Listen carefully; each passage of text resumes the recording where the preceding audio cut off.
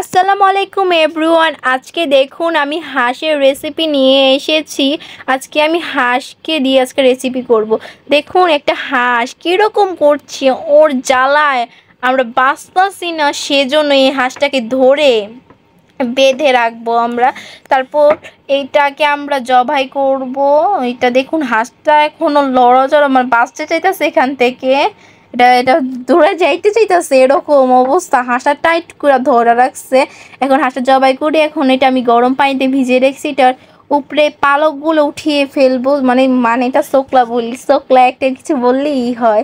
তারপর এটা বাছবো, বেছে আমরা এটা ভালো করে পরিষ্কার করে বাছবো। তারপর এটা পুড়িয়ে পরে আমরা সুন্দর করে বাকি যা আছে তা উঠিয়ে নিব। তারপর এটা আমরা কাটবো, তো ভালো করে মনের মতো সাইজ করব, ছোট ছোট বা বড় বড়। আজকে অনেক মানুষ আসবে, সেজন্য এটা বড় বড় পিস করব না, ছোট ছোটই পিস করব আমরা। এটা এটা এরকম করে পিস করতেছে। এত যে এটা রান্না যে করছে এত মিষ্টি হইছে, ঝালই হয়নি, এরকম অবস্থা। দেখুন এখনো কাটা শেষ হয়নি। আমার যেই আমার আপু, আমার বড় আপু দেখুন হাঁসের ভিতর থেকে একটা হাড়টা বের করে নিয়েছে। এটা আমার দেখে আমি শেষ হয়ে গিয়েছি, পুরা আমি হতবাক হয়ে গেছি। দেখুন হাড়টা বের করে দিয়েছে, এটা আমার দেখে আমি পুরা মনে মানে হেঁচকি খেসি খেয়ে ফেলেছি। তারপরে হাড়টা হওয়ার পরে আসলেই কেউ আসে না আমাদের বাসায় মেহমান, আমরা আসলে বড় একটা মেহমান, সেই জন্য আমি এমনি বলেছি। দেখুন কত তাড়াতাড়ি করে কাটাটা শুরু কাটছে। দেখুন ভালো করে দেখুন, যারা আমার মতো অকর্মা ঢেকি তারা এগুলো কাটতে পারবে না জীবনেও। বড় আপুদের সাহায্যে এগুলো কাটবেন আর রান্না করার জন্য সাহায্য নেবেন, বুঝছেন আপনারা। দেখুন বডির ধার ছিল না, সেজন্য ঘষে নিয়েছে কি সে পুতার সাহায্যে।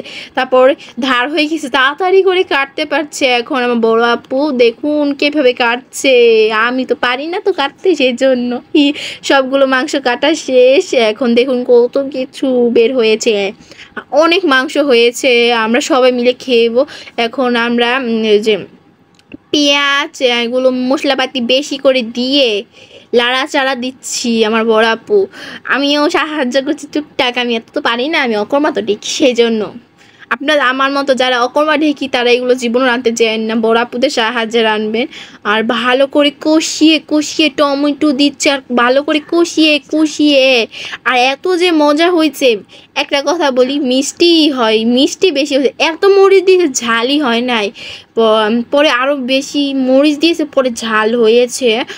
এতবার কষতাছে যে কষতাছে খালি কষতাছে।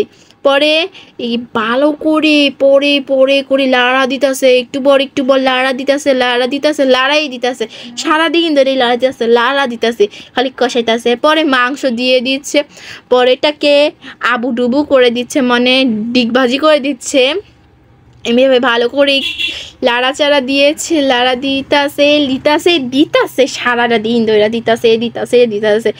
পরে এটাকে আমরা ঢেকে দেব। হাঁস রান্না করতে করতে কখন খেয়ে ফেলেছি সেটার ভিডিওই করতে পারিনি। ও হ্যাঁ, আমি তো আমার আম্মুর চ্যানেলে আমি ভয়েস দিয়েছি। আল্লাহ হাফেজ সবাইকে।